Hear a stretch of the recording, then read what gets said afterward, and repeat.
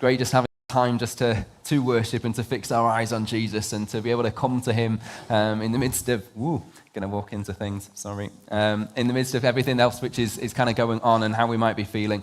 And that kind of plays into kind of the season, doesn't it? As we kind of see decorations up and around and things, and it's wonderful, with all of that and the joys of that. There's a realities in the midst of it of actually what life really looks like and how we're really feeling as part of it. And I don't know how it is you're kind of feeling about Christmas drawing close in this whole kind of season. More than once this week, Annabelle, our youngest, has come downstairs and she's walked into the room. I tend to be in the back room in the morning. She's walked into the back room and she's burst into song. She's gone, "It's the most wonderful time of the year." And she loves it and kind of walks in. Maybe you can kind of relate to Annabelle and feel like that in the mornings. Maybe you're not a morning person. But she's been watching Christmas films for longer than I would like to try and work out. And yesterday she was watching another Christmas film. In fact, I was giving her a cuddle while she was watching it. I probably dozed off a bit, but watching a film called The Magic Stocking. And one of those kind of typical Christmas films. And we got to the point where I was getting dinner ready, and dinner was ready about 15 minutes before the film finished. And so the film went off. And I don't think she's ever likely to go back to it, because everybody already knows what's going to happen, don't they, when it comes to Christmas films? They all end up exactly the same. There are some great Christmas classics, though, aren't there?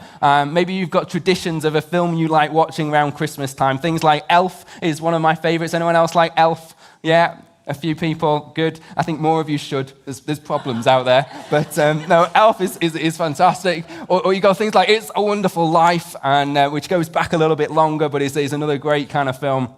I was talking to somebody, I think it was only last week, it was certainly in the last couple of weeks, and they were talking to me about Die Hard being their kind of Christmas classic. Getting nods from Stu at the back there. Yeah, it's not one I've ever associated with Christmas and things. But one kind of Christmas classic which is out there that I'm sure you're all familiar with, and is A Christmas Carol.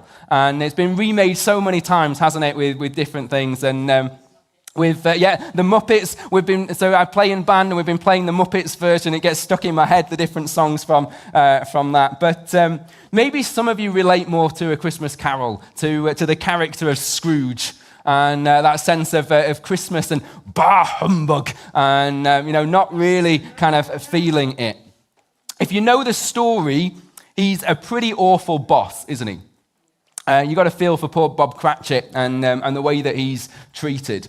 I don't think I've ever had a boss as bad as Scrooge, but I remember my boss when I worked for an insurance company up in Manchester, and he ruled our office like a tyrant. And the number of toilet trips you took was counted, and not just counted, but timed to make sure that you were not kind of wasting time and you were back on the phone and doing your job. If you arrived in the morning or back from your lunch break and logged into your phone more than 2 minutes late, you lost a bonus from your pay.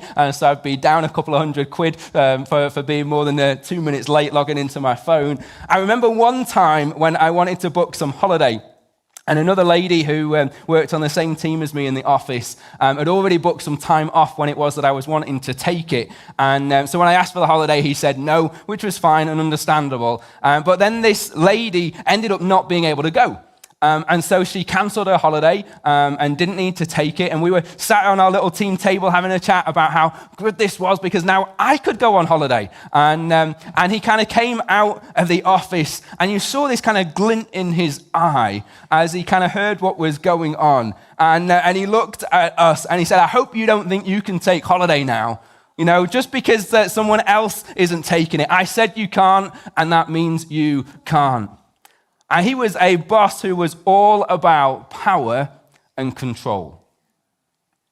I've also been able to work for some pretty amazing bosses, which has been great too. And what you see is that the person who is in charge makes such a difference. And we see that in every area of life, don't we? Not just in our workplaces, but if you're a football fan, when your manager changes, the whole team changes. You know, if you only have to turn on the news, though, to see the impact of leadership on the things that matter and things on our nation, the things around our globe. So many different things. When leadership fails, everything goes wrong. People get hurt and taken advantage of, and things can start to feel very dark.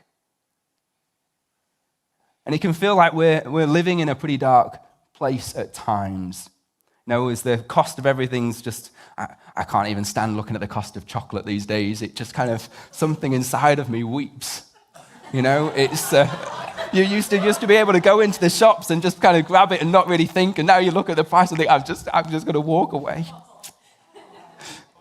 You know, people work harder for less. You know, we see war and conflict dragging on, and so much uncertainty about the future. And this sense of living in a dark time is exactly how the world was described by the prophet Isaiah 2,700 years ago. His words were written at a time of crisis because of bad leadership, because they had such a bad king. And the words of hope that he brought were all about a new king that God would raise up and appoint. And we read these words of Isaiah and these different kind of prophecies, these different statements that he makes throughout the letter about this king that he's talking about. And we read them now, and we know that this king that they're waiting for, this king that they're longing for, that they're looking for is Jesus. They didn't know that then. But that's why what we celebrate with Christmas is this raising up, this appointing of a king who's going to be all of these things that Isaiah talks about, all these different names and things that we've got written on the walls around us. And yet at the same time, there are things that we're yet to see. There's still a sense of waiting and longing that we kind of live with. We were singing about some of that. And so for us, this is a time of waiting too. The king has come and everything has changed. And that's what we celebrate with Christmas. But at the same time, there are things that we still long for, things that God has promised that we're yet to see come to pass, that we will see when Jesus comes again. And that's what we're waiting for. That's what Advent is kind of all about. So over the next few weeks, we're going to be taking some time to fix our eyes on Jesus, the King who has come and the King who is coming. And we're going to do that by looking at some of these different promises in Isaiah as he invites us to come see the King. Today we're going to be looking at some verses in Isaiah 9. And if you've ever been to a carol service, these will be familiar to you. But there's some amazing descriptions here of Jesus as King. Here's what Isaiah says. We're starting in verse 1 of Isaiah chapter 9. It says, "Nevertheless, there will be no more gloom for those who are in distress." It's the world that they're living in that moment. "In the past, he humbled the land of Zebulun and the land of Naphtali, but in the future, he will honor Galilee of the nations," the place where Jesus is appointed, where he's raised up, where he comes from, "by the way of the sea beyond the Jordan. The people walking in darkness have seen a great light. On those living in the land of deep darkness, a light has dawned. You have enlarged the nation and increased their joy. They rejoice before you as people rejoice at the harvest, as warriors rejoice when dividing the plunder. For as in the day of Midian's defeat, you have shattered the yoke that burdens them, the bar across their shoulders, the rod of their oppressor. Every warrior's boot used in battle and every garment rolled in blood will be destined for burning, will be fuel for the fire. For to us a child is born, to us a son is given, and the government will be on his shoulders. And he will be called Wonderful Counselor, Mighty God, Everlasting Father, Prince of Peace. Of the greatness of his government and peace there will be no end. He will reign on David's throne and over his kingdom, establishing and upholding it with justice and righteousness from that time on and forever. The zeal of the Lord Almighty will accomplish this. So as we celebrate that Jesus, the King, has come this Christmas, here's a few things we're celebrating. We celebrate that the light shines in the darkness. In verse 2, we read this: the people walking in darkness have seen a great light. And just before, Isaiah talks about Zebulun and Naphtali, and we kind of just gloss over that, don't we? We kind of, here are just names of random places that mean nothing to us, and we just kind of gloss over them and move on, and because, what's that really all about? But these were kind of the places in the northern region of Israel, and which meant that they were the first places to be invaded. When an army came from the north, which, if you know the history of Israel, happens quite a few times. They were the places people looked down on, that the elite in Jerusalem turned their noses up at. Places where gloom and distress felt like a daily forecast. There wasn't a lot of hope. It makes me think of that a description of the land of Narnia. You know, it's always winter and never Christmas. You know, maybe you can feel a bit like that sometimes. And Isaiah then doesn't just talk about this sense of gloom, but he goes on to talk about this deep darkness, almost a kind of heavy darkness. I grew up in a mining village in Yorkshire called Woodlands. It was built around a colliery, Broadsworth Colliery, and the mine was closed when I was 6, so I never kind of had any experience of that, but I grew up alongside guys who did. And I remember them talk about going down the pit, and I remember some of the stories of how dark it was. And how when you were underground and the light went out, it was so dark that not only did it kind of affect what you saw and you couldn't see anything, but it was so dark that it almost felt heavy. It almost felt like this darkness was kind of closing in on you. And I think that's the kind of darkness that Isaiah is talking about, a darkness that presses in, that weighs you down, that's heavy and suffocating, that sucks away any sense of light or hope. And it's in this situation that Isaiah says, a light has dawned. I love the fact that he uses that language of the dawn rather than just a light which is just kind of switched on. It's this sense that the people, you know, they didn't, it was nothing that they did to get themselves out of the mess. It was nothing that they did to kind of bring a light into the situation. No, God, he makes the first move, and as he makes the first move and enters into the darkness, it's like a dawn at night. And that sense of the hope that the dawn brings, that bursting in of light, which just kind of begins to push back the darkness. That's what happened at the first Christmas.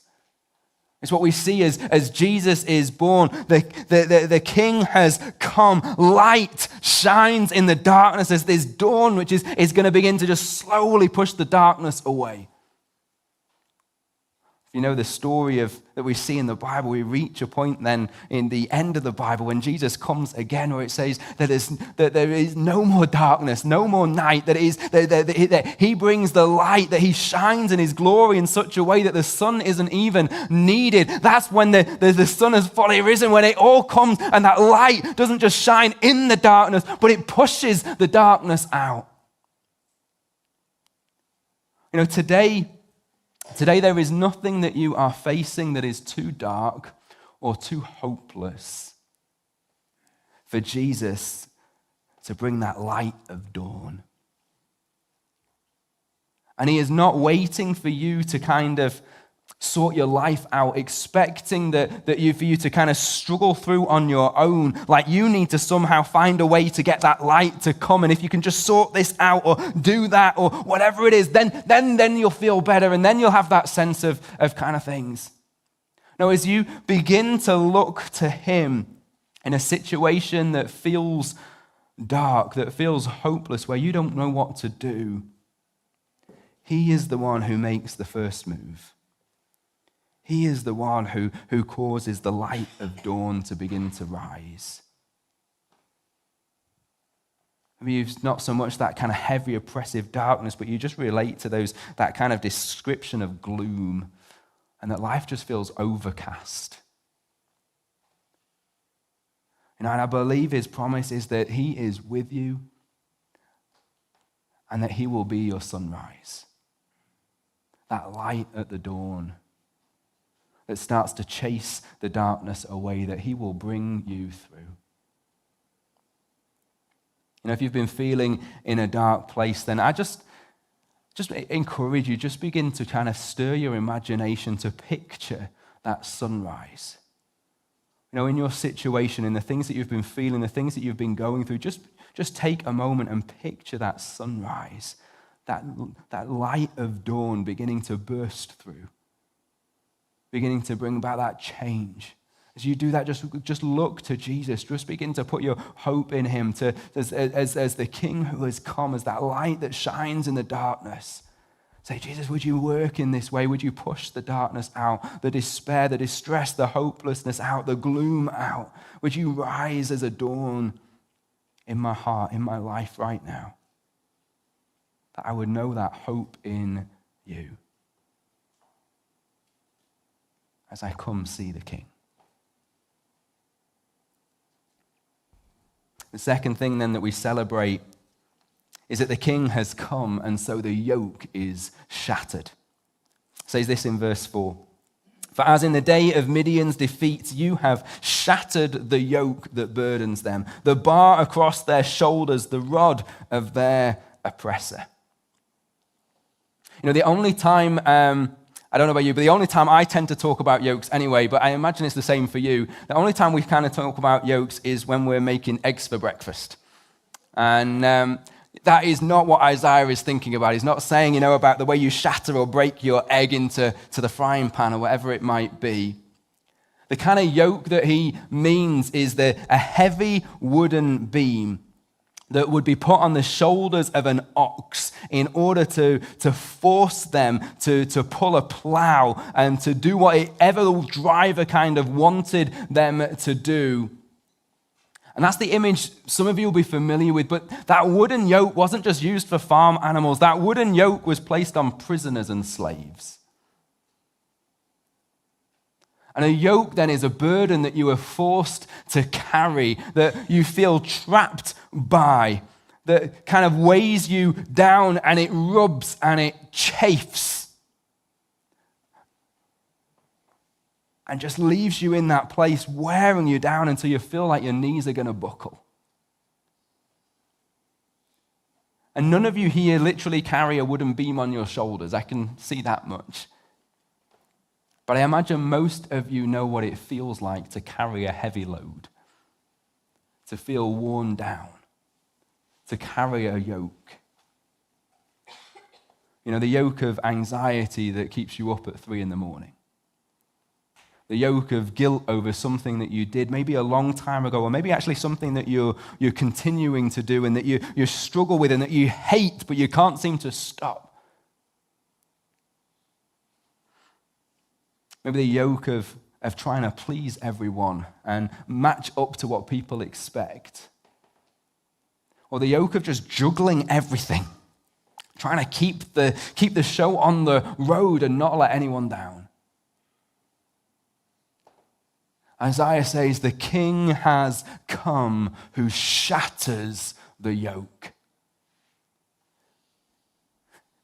He doesn't just make it easier for you to carry.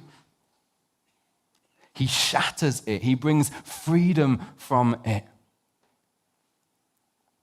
I talked about how dark it was deep down in a coal mine in Yorkshire. Let me tell you a story about mining that's a little bit closer to home. Some of you will have heard of a guy called Billy Bray. He was a Cornish tin miner back in the 1800s. And he was a pretty typical miner. He was a hard man, a drunk, a gambler. And at times, he didn't like himself for being that, and he tried to fix himself. He broke his pipe, he threw away his beer, but he just found himself back there again. Nothing worked. It was like he was trapped in that place, under that yoke. He described himself as a wretched, miserable man. Then in 1823, he read a book by John Bunyan called Visions of Heaven and Hell. And he cried out to God in desperation, and in an instant the burden lifted and the yoke was shattered. And Billy Bray came to be known as the glad man, as the happiest man in Cornwall. He used to spontaneously shout out and start to dance in the most inappropriate places. One time someone challenged him and he said, well, I dance sometimes. Why shouldn't I dance as well as David? David, you say, was a king. Well, bless the Lord, I am a king's son. I have as good a right to dance as David had. You know, that's what happens when the yoke is shattered. Jesus sets you free. It doesn't come as you try harder, like you somehow need to win the victory by yourself. It comes as you stop striving to be the one who is strong. And let's be honest, most of us want to be the one who is strong, and you trust Jesus. That's why Isaiah, he leads into this. He talks about Jesus being as the one who shatters the yoke, but he makes this little comment about how he's going to do it. And he says it will be as in the days of the defeat of Midian. He's looking back in that at the story of Gideon. And if anybody's familiar with the story of Gideon, the victory for Gideon did not come through his own strength. It came as he trusted God. Even when what God asked him to do made no sense.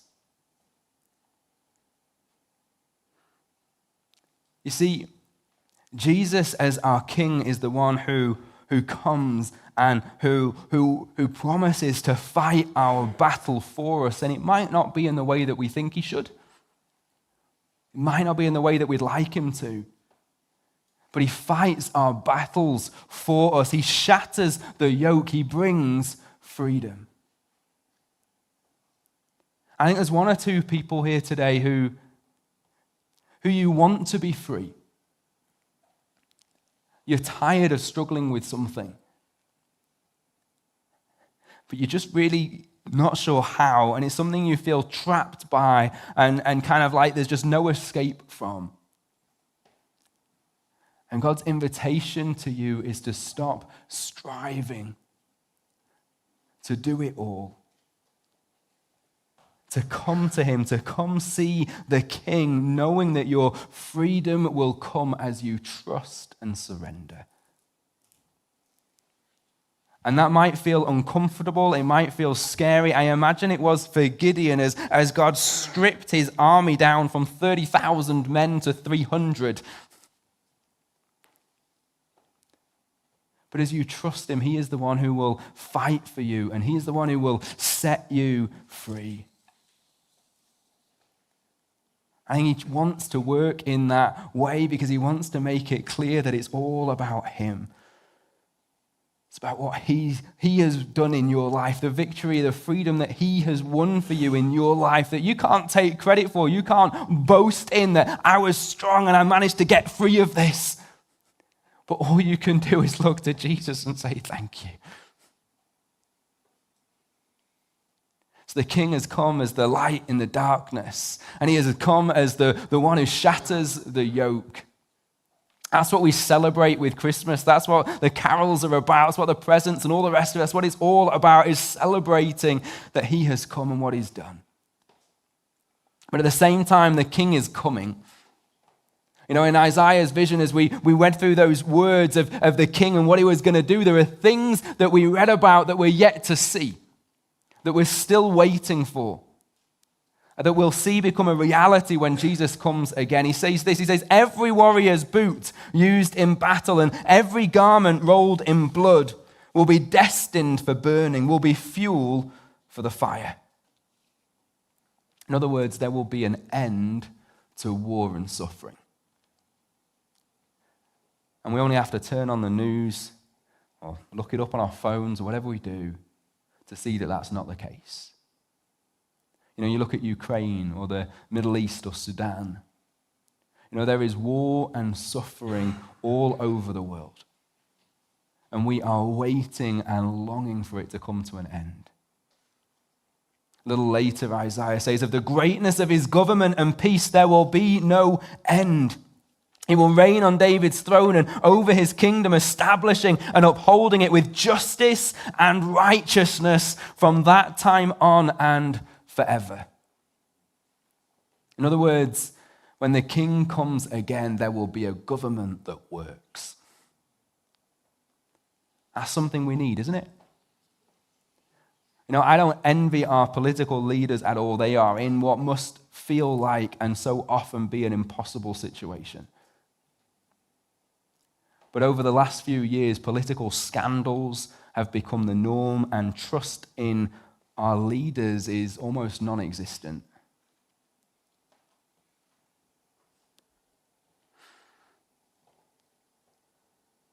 You know, it's exactly this kind of situation that Isaiah was speaking into as I think about the King Ahaz who was on the throne and the things that he did and the way that he treated people. And it's into this situation that Isaiah speaks, and he brings God's promise that a king is coming. And that the kingdom of Jesus is different. His government, his rule will be built on justice. He will protect those in need, care for the weak. And it's built on righteousness. That means he does the right thing every single time, that there's no place for corruption. You see, the king has come. But as we're in this Advent season, it's a season of waiting, not just remembering. So we wait for the king who is coming. You know, when Jesus came on the first Christmas, God drew close to us. When he died and rose again, he made a way for us to draw close to him. And that's amazing. And that's the time that we live in, where we've got this open door for us to be able to come close to God because he first came close to us. It means that we get to live in this moment with knowing a light that shines in the darkness. Yes, we might be in a dark world, but we've got a light that shines in the darkness, Jesus with us. It means we live in this moment knowing Jesus is the one who shatters the yoke, who brings us freedom from burdens. But we're also in a time when we're longing and we're looking for him to come again, because when he comes again is when he finishes the job. When he's going to come and judge the earth with justice. And he's going to come and wipe away every tear. He's going to come and end war and suffering and establish his kingdom, his rule, his reign over all the earth. And that's our future hope. That's what we're waiting for this Advent. We don't just hope that things get a bit better. We look forward to the return of Jesus as King, the one who will put everything right, who will make all things new, who is coming to finish the job. So as I say, in the midst of everything that is going on in life, all the difficulties and struggles, come see the King.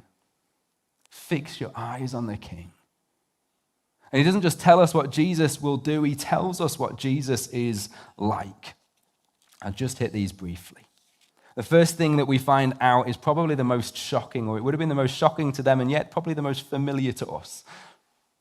The people of Israel are looking for someone to rescue them, who can end oppression and injustice. And what does Isaiah say that the king that God will send will be like? says he'll be a child, a baby. For to us a child is born, to us a son is given. I say we hear that and we're so familiar with it that it's just like, well, what's the big deal? But imagine yourself as one of the people of Israel, longing for God to send someone to rescue you, living in fear of the Assyrian Empire that are threatening to invade one of the most powerful war machines of the ancient world. And in response to this, God moves one of his prophets to say, take heart because I'm sending you a baby. And this baby will mean your salvation. It makes no sense, does it? Humanly, it makes no sense. Looking back, having had Jesus come at that first Christmas, we know what it's all about, but put yourself in their position and it would have seemed pretty crazy. We know it's all about God with us, him becoming like us so that he could die in our place, not so that kind of the worldly kind of battles that we face would be dealt with and would be safe and secure in that kind of a way, but so that the internal battles we face can be dealt with, so that he would know victory over sin, so that we could have a relationship with him and hope and life with him for all eternity. That's what he came for in that first time. But I also think it shows us something of how God likes to work. As just as with Gideon, he takes us by surprise. When you're looking to God for a way through, for his direction, for his provision, it will rarely come in the way that you expect it to. And it may well come in a way that makes no sense to you. Because God is less interested in it making sense to you, and he is more interested in humility and surrender and trust. Because as I've already said, that's when he gets all the glory. When it's not about our human strength or our clever ideas, it's about God doing what only God can do. Isaiah then gives us 4 kind of titles that describe Jesus for us, that tell us who he is. First one is this. He says, he is the wonderful counselor. Now, I don't know what comes to mind for you when you hear those words. For me, and I know we've got some counselors here, so take this in the way it's meant. But for me, I think of someone who I can go to see for therapy, who is just wonderful. That I'm able to kind of go and just pour out my heart and be real and honest, and they just treat me with love and with grace and with compassion as I kind of able to bring my problems and my struggles to them. That's what I kind of picture when I hear those words, wonderful counselor. That's a really good thing and a needed thing. And we can come to God in that way, but it's not what Isaiah is saying at all. When Isaiah writes these words, when he describes Jesus and he gives him this title, Wonderful Counselor. In the ancient world, a counselor was a military strategist for the king. Someone who could see the whole picture, everything that's going on, and could come up with the plan to win the war. And the word wonderful doesn't kind of just mean lovely in the way that I kind of think of it. It means full of wonder. He's miraculous. He's beyond human understanding. So a better way to capture what Isaiah is saying here might be to describe Jesus as the one who plans wonders, or the one who plans miracles. In those moments when you don't know what to do, when everything seems hopeless and you can't see a way forward, Jesus is the King who plans wonders. When you feel like you've hit a wall, your marriage is, you just don't know what to do as to how to kind of sort something out, or with your kids, and things are just, it's just causing you kind of to pull your hair out because you don't know what to do. You don't know how you're, going to make ends meet this month. When you need a plan, but you can't see a way ahead, Jesus is the wonderful counselor, The one who plans wonders, plans miracles, who has a plan for your life that is better than you can imagine, better than you can come up with, who knows the best way forward, how to navigate something, how to overcome this obstacle, this enemy, this war that you feel like you're fighting in life, because he's the great miracle-working military strategist who can show you how to tackle things. He guides us and he leads us by the Holy Spirit. He is the wonderful counselor. Next, Isaiah says he is mighty God. This means Jesus isn't just the man with a plan. He is mighty. God is the one with the power to carry it out. The one who commands the winds and the waves. The one who works miracles. And that's why we can have confidence in Jesus as the King of Kings and Lord of Lords. And Isaiah describes Jesus in a way that might take you by surprise. At least this one, often when they go in the carol service and you're listening to it, you kind of just go, how does that work? He says, the everlasting Father. As I say, it seems strange when you're there and you're in your carol service celebrating this baby that has come and this son who's been given. But you see, this isn't Jesus. This isn't Isaiah saying that Jesus is God the Father. You know, that would take the prayers of Jesus that we read in the Gospels and kind of make them a bit of a nonsense.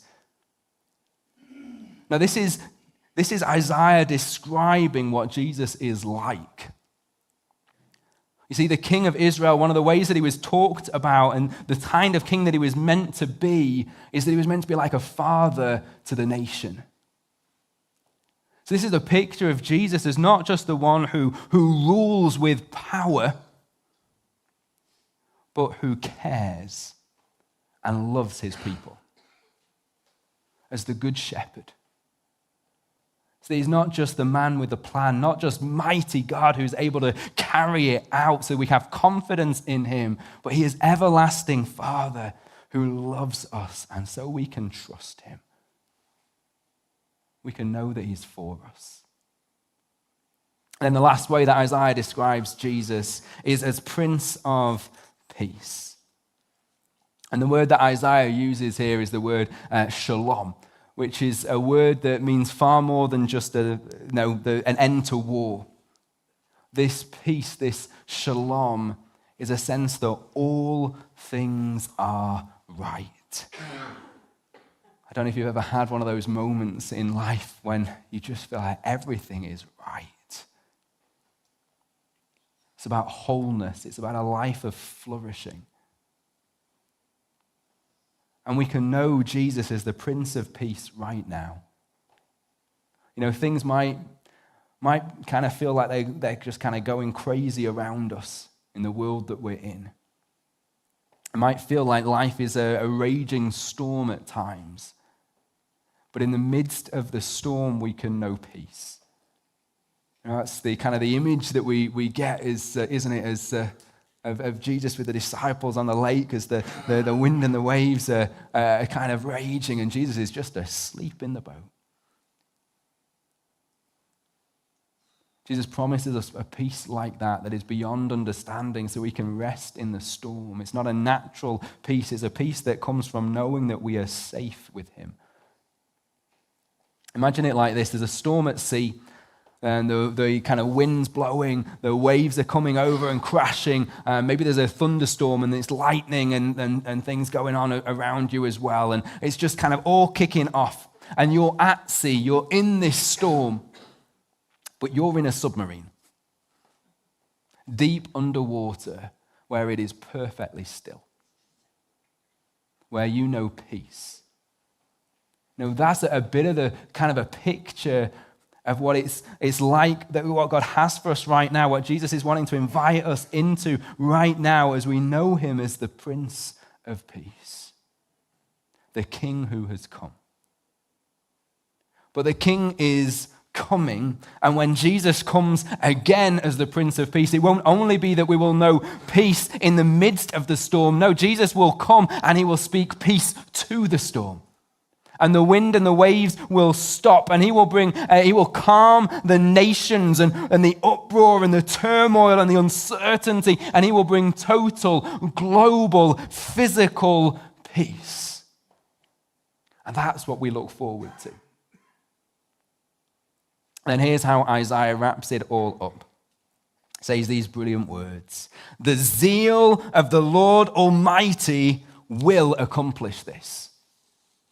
And I love that. What a way to end. It means that God is passionate about seeing this happen. It means God's burning desire, his passion is for this. He guarantees that Jesus is not only the king who has come, but the king who is coming. And he looks on and he sees the mess that our world is in. And he is not passive or indifferent, like he's just standing back and watching. He is determined and full of zeal to make things right, to make all things new. You know, we might not have a lot of confidence in politicians or the leaders that we have in power around the world. And that might mean we look ahead at the future and just go, just where are things headed? But we can have confidence in Jesus. Because the zeal of the Lord Almighty will accomplish this. So today, as we're in Advent, as we're in this kind of time, this season of waiting, I suppose my big encouragement is come see the King. Look to Jesus. And you might feel like you're living in a land of gloom, like things are pretty dark and heavy. But we have a King who has come and a King who is coming again. And he is the light that shines in the darkness, the one who shatters the yoke, who ends war and suffering, and who rules well, who is coming to establish his kingdom. He's the wonderful counselor, the one who plans wonders and miracles. Mighty God, everlasting Father and Prince of Peace. You know, however you are feeling today, whether you're kind of excited about Christmas or whether, you'd rather it wasn't going on, I just want to say to you today, come see the King. Make that your focus. Don't let the difficulties or the distractions cause you to miss what matters most. And I want to make space for us to not just see Jesus, but draw close to Jesus as our King this morning. So that's why we're going to go into communion. I'm going to ask the band to come up and just kind of lead us into that. You know, and as we come into communion, what is it that you need from Jesus today? What is it that you need from him? Just begin to raise that in your heart. Just begin to bring it before him. And know that as you come to communion, as you come to receive the bread and the cup, to remember what Jesus has done. This isn't just about remembering backwards. As you come into communion, this is a moment where you come to see the King, to bring your requests to him and to receive from him what it is that you need. Now, if you need a miracle, come see the King. Mighty God is here. If you need wisdom or direction, that sense of a plan because you just don't know how to kind of go forwards, how you can see things change, come see the King. He is the wonderful counselor. You know, if you're feeling weighed down and burdened and just longing for that sense of freedom, come see the King. He is the one who shatters yokes. You know, whatever it is that you need today, Jesus is here as our King. And he's got open arms. He's the everlasting Father who loves you, who cares for you as his child. You can trust him. So come see the King. Don't miss this moment. And if you're here today and you wouldn't call yourself a follower of Jesus, if you've never come to Jesus as your King before, and let me say, don't miss this moment either. Make this Christmas about more than just carols and presents, more even than just about family. Christmas, make this Christmas the point. It's the point when we celebrate that God has come, that he's drawn close to us And it's the point then where that he opens the way as we can celebrate for us to draw close to him. So I want to encourage you to do one or two things in that. Either it might be that today, it might be that in this moment, you want to say yes to Jesus and say, Jesus, I want to make you my king and to follow you and to receive you as the Prince of Peace, as the wonderful counselor, as the one who has everything that I need today. And it might be, though, that you're not quite there yet, but I want to encourage you, if you're not quite there yet, as we kind of come and we celebrate a season of God drawing close to us, make this a season when you choose to draw close to him, to explore, to ask the questions, Jesus, who are you? What is it that you've done? What does that really mean for my life? What is it that this is really all about? I don't want to miss something important here.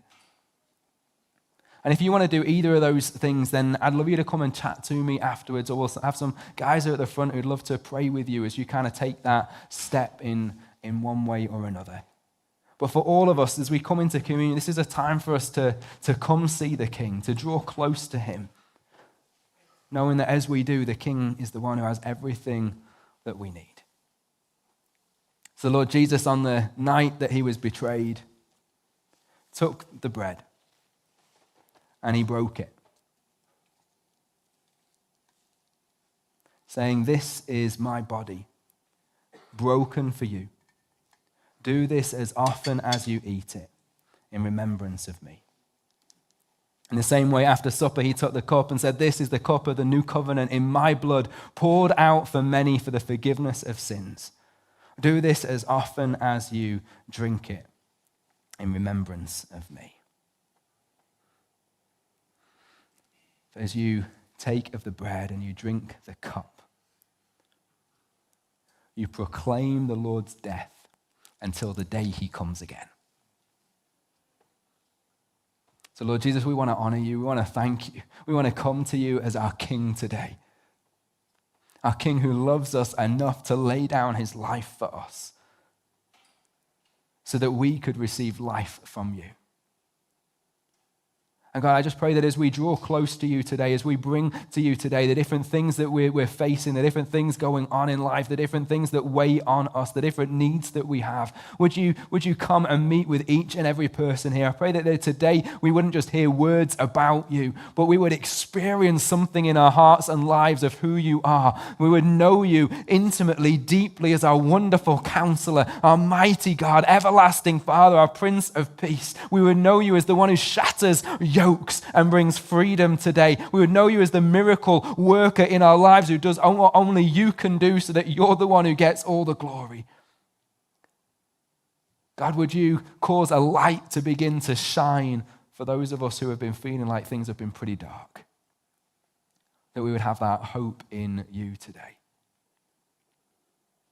Yeah, come and move among us by your Spirit as we draw close. Would you meet us where we are? In Jesus' name, amen.